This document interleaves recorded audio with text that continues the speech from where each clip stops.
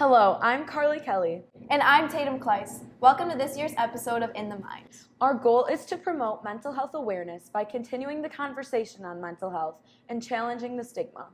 Today we'll be taking a look at ways in which the community has come together to raise awareness for the growing rates of mental illness. We'll also hear stories from two women on how mental illnesses have affected their lives and their goals of stomping out the stigma. All on this year's episode of In the Mind.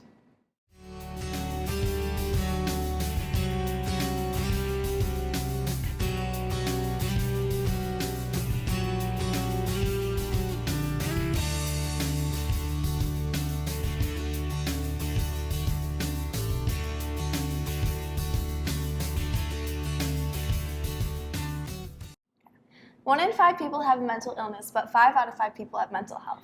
Just like maintaining your physical health is essential to your overall wellness, taking care of your mental health is just as important. Unfortunately, though, in our society, mental health is often taking the backseat to physical health. The Mental Health Foundation of West Michigan, Be Nice, has been working hard to educate communities on mental health and inspire people to take action to stomp out the stigma. Our very own boys soccer program partnered with Be Nice to raise money and awareness for their message. We chose mental health because it's unique. We knew we wanted to, but we were thinking, what is super prevalent throughout the community and especially in high school? What was something that we could do to help support that? The seniors on the team came to us, or came to the coach and said, hey, we want to do a charity game, and the charity they picked was the Be Nice Foundation, or the Mental Health Foundation. So we've got some tumblers and some jerseys and t-shirts and just some fun things happening today, and everyone's really excited that this is going on tonight. It really brought a lot of money to the community, which in turn brings awareness back to the peer listener group and the Be Nice program at Rockford, which is really great to see the amount of people that we affected and that we could have helped. So the peer listeners are here right at the front selling tickets and talking about mental health awareness and the signs and symptoms of suicide with the Be Nice Suicide Prevention and Awareness Group. A lot of people came, a lot more people than we thought. I think we ended up raising $950 towards Be Nice. The proceeds are all for charity, and they're going to the Be Nice program to help spread mental health and how important it is. But they were super helpful throughout everything. It was a wonderful experience for me and for my teammates. It was really cool just to see so much of the community just come out and help us support a cause that means so much to all of us. It was really, really nice to see. The game really just helped the team, come together and just support a great cause and just go out there and just get a win for everyone. What a great way to show where physical health can meet mental health. The Be Nice Foundation has done a lot of work within our community to spread the word about the importance of mental health. They sure have. And one of their former interns, Annika Severson, has devoted a ton of her time into spreading even more awareness. Having dealt with a mental illness herself, Annika knows firsthand the many challenges along the process of healing. After a short commercial break, we'll get the chance to hear her empowering story. Dear Diary, I started talking to the cute boy in my math class. He told me he liked my smile. He told me he loved me for the first time today. I said it back. He's adorable. He gets so jealous when other guys try and hit on me. We got into a fight today. He pushed me into a table. Today he told me that he'd kill himself if I ever left him. The bruises are getting harder to cover up. I need help.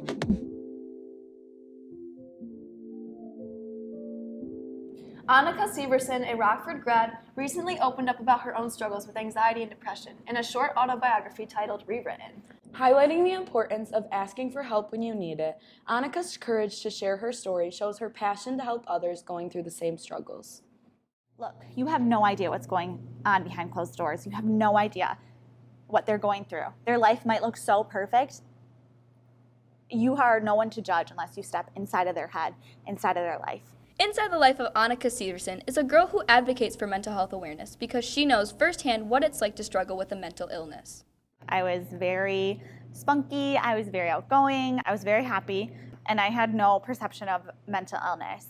She began experiencing symptoms of mental illness during her sophomore year of high school here at Rockford. I started to experience panic attacks, and I wasn't able to sleep, I had a hard time eating, it kind of just exploded. However, Annika found solace in her guidance counselor, Sarah Young, who encouraged her to become a mental health advocate. She proposed that I speak out at Developing Healthy Kids, and at first I was very hesitant, but I thought about the impact that I could have on somebody else who was struggling, and that was really empowering for me. Developing Healthy Kids inspired her to find more ways to advocate for mental health. Then I became really involved in peer listening and Developing Healthy Kids my senior year, and I felt like I was able to make a difference and I was able to create relationships with people I never would have otherwise. However, using peer listening as a protective factor only lasted while she was in high school. I went to college and things started to slip, and then I kind of went to control and perfectionism. So Annika was forced to find other ways to cope with her depression and anxiety.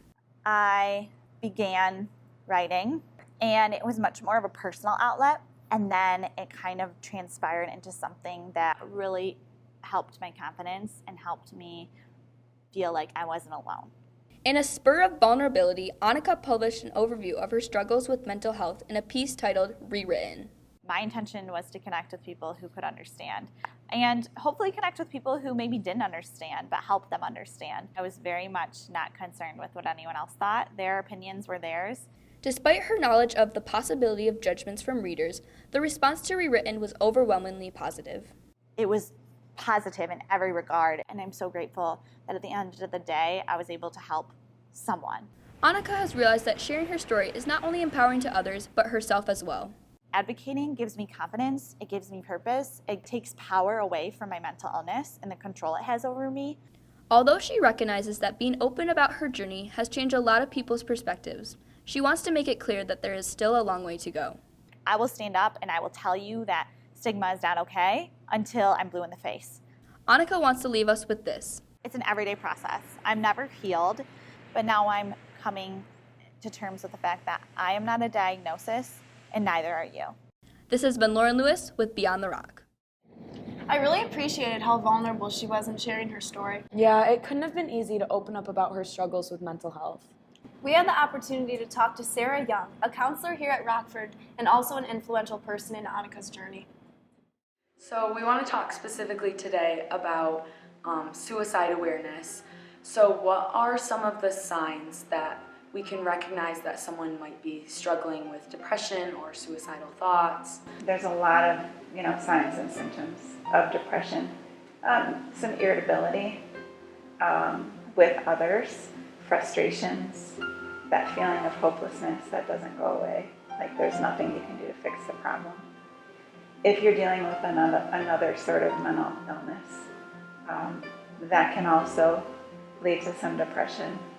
And then some people self-medicate with drugs.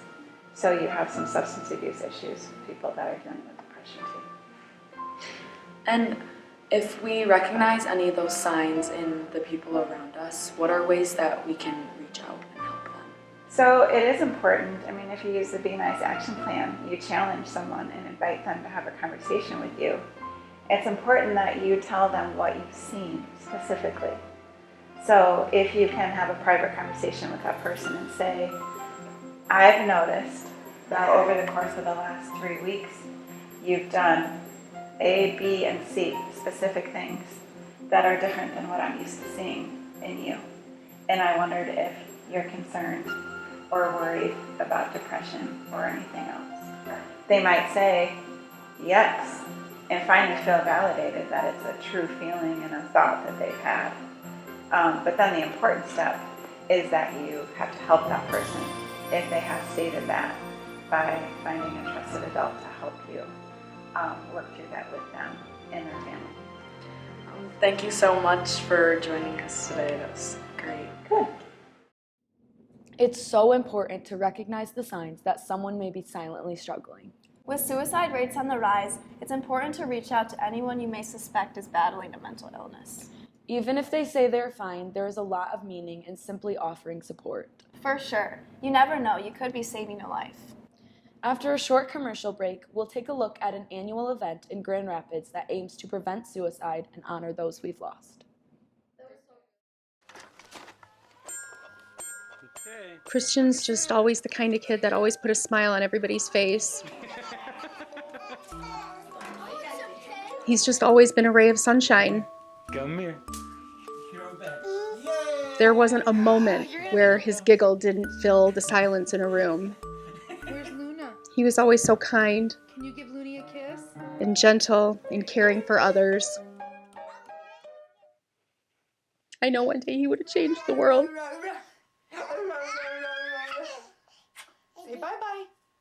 Okay, good boy. Good boy. Say bye-bye. The American Foundation for Suicide Prevention has been sponsoring Out of the Darkness walks across the nation for several years.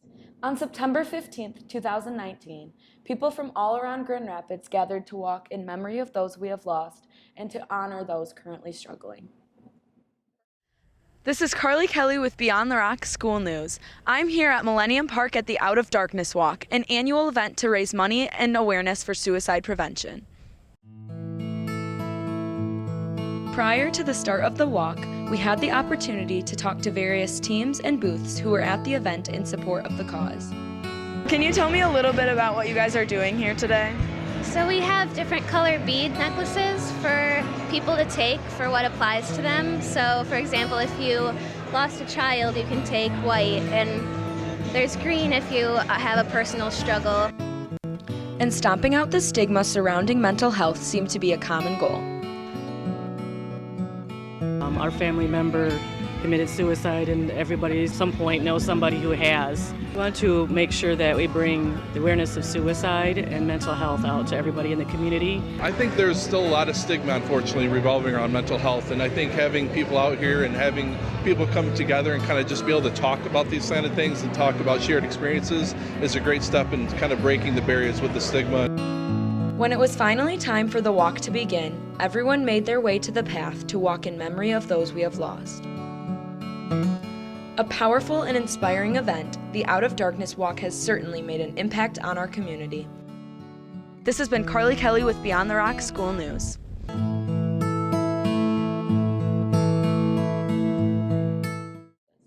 I can't imagine how difficult it would be to lose a loved one to suicide. Yeah, it's truly something that no one should ever have to go through, and our thoughts are with the families who have.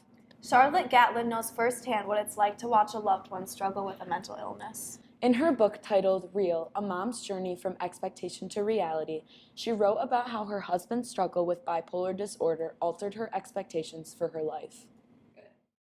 I always figured I'd grow up, I'd meet a great guy, we'd get married, we'd buy a house, we'd have kids, have a dog, everything would be great. Charlotte's life expectations took a turn when her husband was diagnosed with bipolar disorder. There was a lot of that time that I felt like a single parent.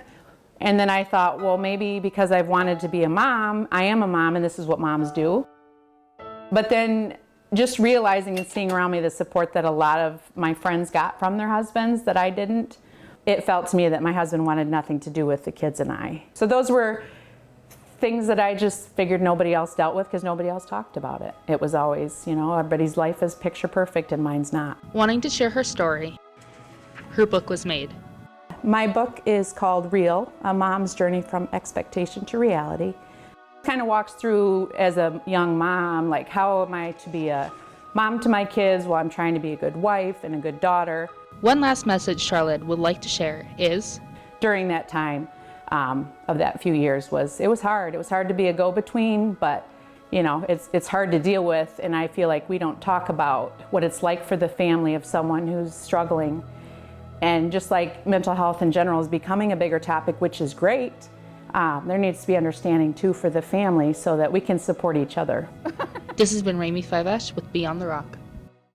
It's important to understand that a mental illness does not just affect the individual, but also everyone that loves and supports them. That's why communities must work together to make mental health an easier topic to talk about. Yes, we must remember that we are not alone and there is no shame in asking for help when you need it. Thank you for joining us on this year's episode of In the Mind. Once again, I'm Kelley. And I'm Kleis. Always remember to take care of yourself and those around you.